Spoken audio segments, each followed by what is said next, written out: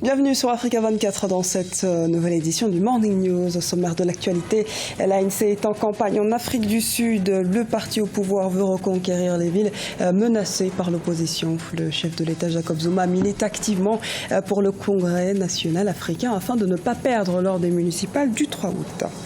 Les entreprises et agents économiques béninois attendent des réponses à même d'améliorer le climat des affaires au Bénin. Les réformes entamées sont jugées insuffisantes. Un projet de loi sur le partenariat public-privé est toujours sur la table des parlementaires. Et puis, mise en place de centres de formation professionnelle en République du Congo. Nous verrons comment s'articule le nouveau dispositif mis en place par les autorités afin de lutter contre le chômage dans le pays. Le président sud-africain Jacob Zuma a rendu plusieurs visites à des habitants de quartier de Pretoria ce 6 juillet. Il est précisément allé à Hammanskraal. Dans ce township rural, un tiers des habitants seulement disposent de l'eau courante, à peine 2 tiers de l'électricité et seul 1 jeune sur 10 réussit des études universitaires selon des statistiques officielles. Les précisions de Siamlo, Victoria CJ. Le mardi 5 juillet, c'est un Jacob Zuma décontracté et plus proche des populations sud-africaines que les habitants de Hammanskraal ont accueilli. La surprise était grande dans ce quartier pauvre de Pretoria. Le leader de l'ANC n'y était pourtant jamais passé. C'est une visite de campagne en prélude aux élections locales du 3 août prochain, une rencontre au cours de laquelle Jacob Zuma a tenté de convaincre les électeurs et gagner la confiance des populations de cette ville. Si vous optez pour le candidat de l'ANC, votre vote apportera le changement, car l'ANC et mon parti a la capacité de transformer l'Afrique du Sud. Je serais embarrassé si ici, dans le Gauteng, les populations optaient pour d'autres partis politiques. Si le président sud-africain peut encore compter sur des habitants, sa cote de popularité semble avoir largement baissé. Mandela a accompli de grandes choses dans ce pays. Avec Zuma, la situation est tout autre. Notre difficulté aujourd'hui est liée à l'accès à l'eau potable. Les derniers sondages dans cette région étaient en faveur du principal parti d'opposition avec 19 points d'avance sur l'ANC.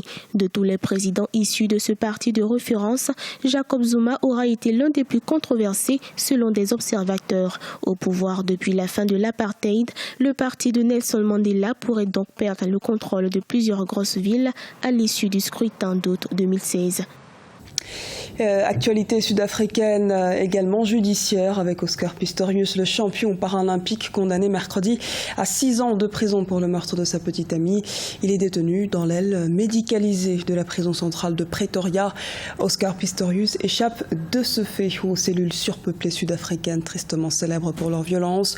L'ancien athlète a déjà passé 1 an derrière les barreaux après sa condamnation en première instance pour homicide involontaire avant d'être assigné à résidence chez son oncle à Pretoria.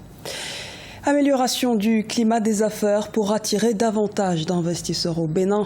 Simplification des procédures dans la création d'entreprises, réduction des charges fiscales et renforcement du partenariat public-privé sont autant de défis sur lesquels est attendu le gouvernement béninois. Reportage de Lefty Younou, notre correspondant au Bénin. Commentaire Oumou Kalsoumba. L'amélioration du climat des affaires a longtemps préoccupé les opérateurs économiques et investisseurs du Bénin. Pour assurer ces créateurs de richesses, le gouvernement béninois a entrepris, au cours de cette dernière décennie, une série de mesures pour créer un environnement favorable au développement des affaires dans le pays.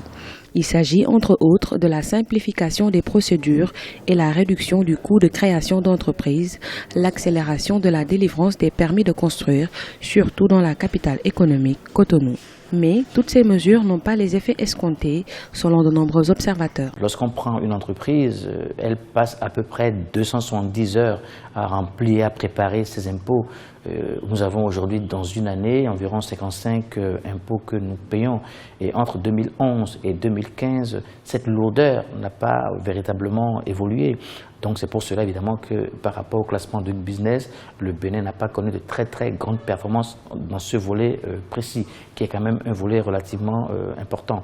Il faut noter aussi que le fait que nous n'ayons pas véritablement finalisé le projet d'obtention d'un tribunal de commerce alourdit les litiges au tribunal. Au Bénin, il n'existe pas un cadre formel de discussion entre les autorités et les opérateurs économiques. Un projet de loi sur le partenariat public-privé est toujours en attente sur la table des parlementaires. Mais la facilitation des souscriptions au marché public est effective. Le partenariat public-privé doit être dépolitisé. Si quelqu'un sait faire quelque chose, s'il a les moyens, donne la priorité aux Béninois. Premièrement, investisseurs béninois en tête. Si on n'en a pas, d'autres peuvent arriver. Et les autres, c'est quoi? La sous-région d'abord. Et la sous-région en tête, c'est le Nigeria. Le Nigeria, le Niger en tête, parce que le Nigeria, nous avons un sort en commun. Le Bénin n'a pas assez de marché. Le Nigeria est notre prolongement. Vous voyez, 200 millions d'habitants. Le Bénin, c'est 10 millions d'habitants. Vous voyez, il faut donc donner une priorité à cette relation.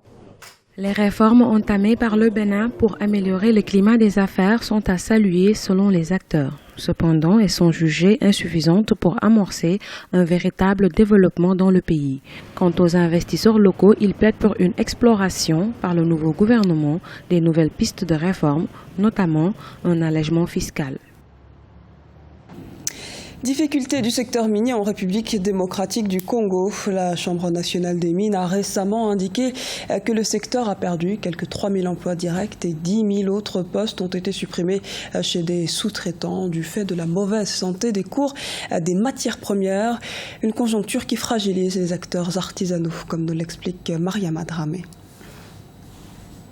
Plus grand producteur de cuivre en Afrique, le secteur minier de la République démocratique du Congo est en crise. Pour cause, la baisse des cours mondiaux des matières premières. À Kolwezi, important centre minier du pays, à cause de la baisse des activités minières, les travailleurs ont dressé des tentes au fond d'un gouffre et remplissent des sacs avec des roches contenant du cuivre et du colbate, destinés à être vendus à des intermédiaires.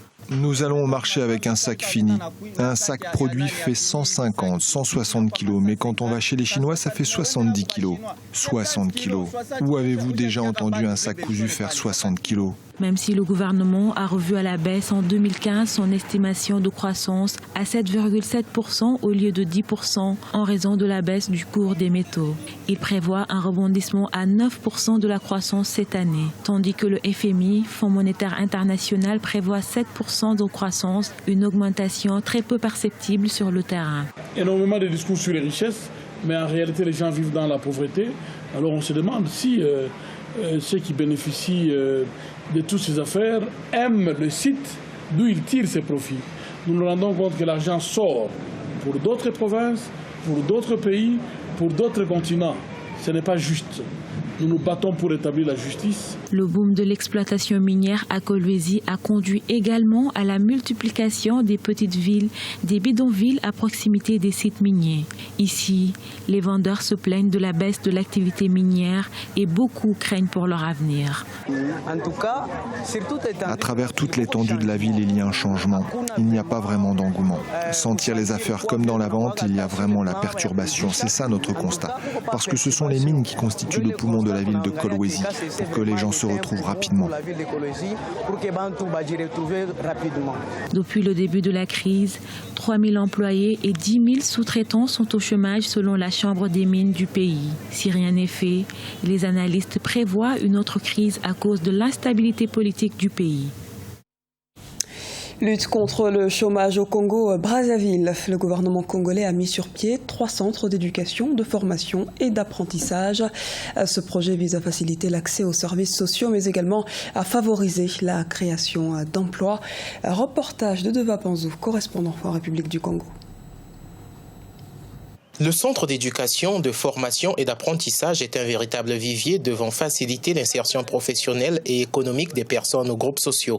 Situé dans l'enceinte du lycée Albert Ikogne à Mukunzingwaka dans le 1er arrondissement, le CEFA de Brazzaville compte 6 métiers parmi lesquels l'hôtellerie, la restauration, la coiffure et l'esthétique. Ce type de centre permettra au gouvernement de répondre à la demande massive et diversifier des qualifications techniques. Les CEFA sont des centres qui sont créés pour donner la formation qualifiante aux jeunes scolaires, des jeunes déscolarisés et les groupes défavorisés qui veulent recevoir une formation qualifiante en vue d'intégrer la vie active.